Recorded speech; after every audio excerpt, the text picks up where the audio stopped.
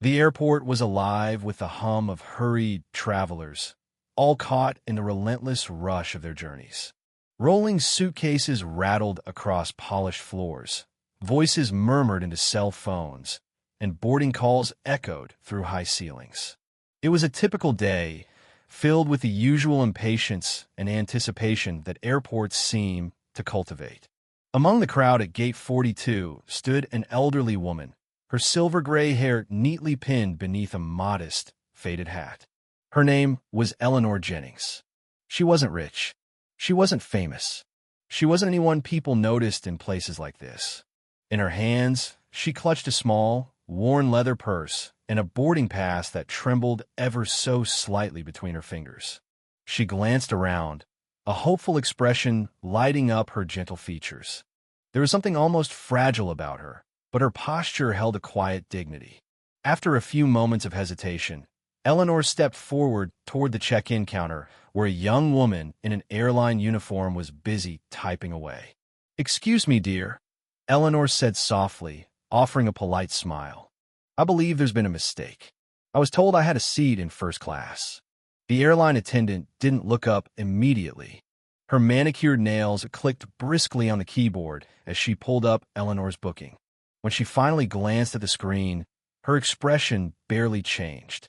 "Your ticket says economy, ma'am," she replied curtly.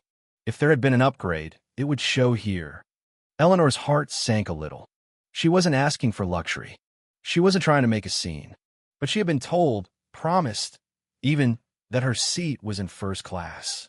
She had never flown in such comfort before and probably never would again. This was supposed to be a special trip, a final visit to see her grandson's wedding in San Francisco. A businessman standing nearby, dressed in an expensive navy blue suit with polished shoes, scoffed loudly. "Come on, lady," he said with an exasperated shake of his head. "We all paid for first class. You don't just get a free upgrade because you ask nicely." Several other passengers nearby murmured their agreement. Some rolled their eyes. A few stared at their phones, pretending not to hear anything at all. Eleanor lowered her gaze. "I understand," she whispered, her voice steady despite the sting of humiliation creeping into her cheeks. She tightened her grip on her purse and nodded to the attendant, who simply waved her through without another glance. She wasn't important enough to argue over. Her small frame moved carefully down the jet bridge, her steps slow but deliberate.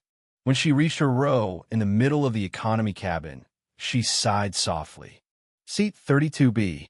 She squeezed into the narrow space, sandwiched between two restless passengers who barely glanced at her. With a faint smile, she adjusted her hat and folded her hands neatly in her lap. She didn't complain. She never did. As the last of the passengers found their seats, the intercom crackled to life. A deep, calm voice filled the cabin. "Good afternoon, ladies and gentlemen. This is your captain speaking." Eleanor barely registered the announcement at first. She was too busy settling in, ensuring she wasn't intruding on the elbow space of the man beside her, who was already absorbed in his laptop. But then the captain's next words caught her attention and everyone else's. "Before we take off," the voice continued, "there has been a change in seating arrangements." A few confused glances passed between passengers. Murmurs of curiosity filled the cabin. Would Mrs. Eleanor Jennings please come to the front of the plane? For a moment, Eleanor froze. She thought she must have misheard. But then a flight attendant appeared at her side, smiling warmly. "Mrs. Jennings," she said gently, "the captain has requested you come with me." Eleanor blinked. Slowly, she rose from her seat, gathering her purse. Whispers followed her as she made her way toward the front. Some passengers looked annoyed by the delay. Others seemed curious.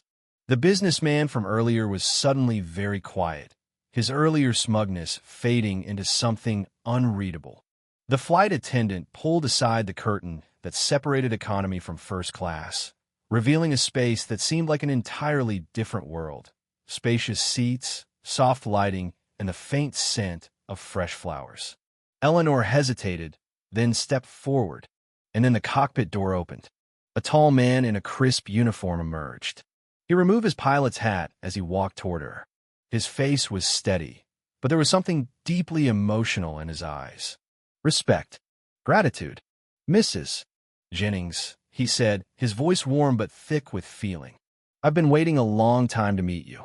Eleanor frowned slightly in confusion. I'm sorry, young man, she said softly. Do I know you? The captain's lips curved into a small, tender smile. No, ma'am. But you knew my mother. Gasps rippled through the cabin.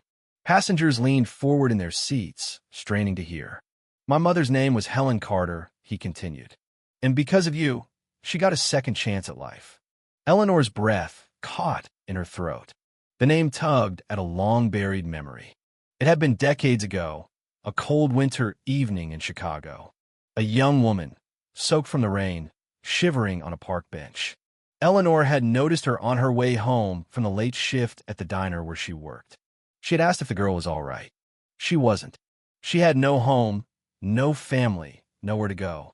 Without hesitation, Eleanor had taken her to a nearby cafe, bought her a hot meal, and then paid for a room at a small motel nearby. She had given her an old coat and what little money she had in her wallet. But most of all, Eleanor had given her hope.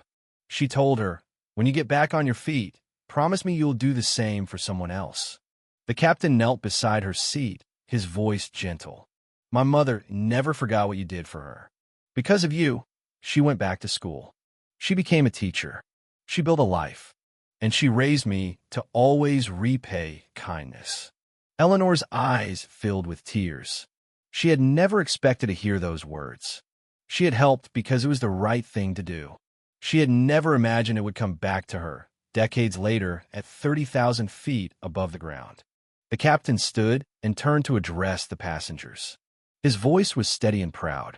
Ladies and gentlemen, today I have the honor of repaying the kindness my mother received so many years ago. For the remainder of this flight, Mrs. Jennings will be my guest in first class. There was silence at first. Then the businessman shifted uncomfortably in his seat, looking down at his shoes. The passengers who had dismissed Eleanor earlier now avoided her gaze. Overwhelmed, Eleanor shook her head. Oh my, I couldn't possibly. The captain placed his pilot's hat gently in her hands. My mother would have wanted this. For the first time in many years, Eleanor allowed herself to accept kindness instead of giving it. As she settled into the plush seat, the cabin's atmosphere changed. People weren't just watching anymore. They were reflecting. The businessman who had scoffed earlier leaned forward and spoke quietly. I misjudged you, he admitted. I shouldn't have assumed. Eleanor smiled kindly. It's never too late to see people differently, dear. A young mother nearby adjusted her sleeping toddler and whispered, I want my son to grow up knowing people like you exist. Eleanor chuckled softly. Kindness is everywhere, she replied. You just have to look for it. The businessman suddenly reached into his briefcase. He scribbled on a check and handed it to a flight attendant. For Mrs. Jennings, he said, a donation in her honor. Eleanor wiped a tear from her cheek. She had never needed recognition. She had never needed a fancy seat. What she had gained was something far greater, the hearts of the people around her.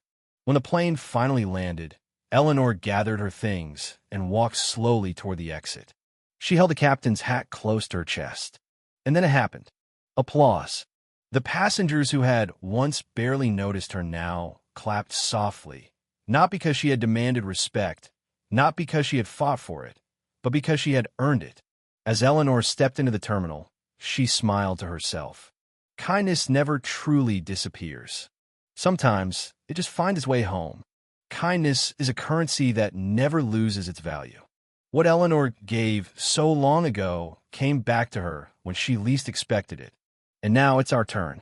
If this story touched your heart, if it made you think, don't let it end here. Pay it forward.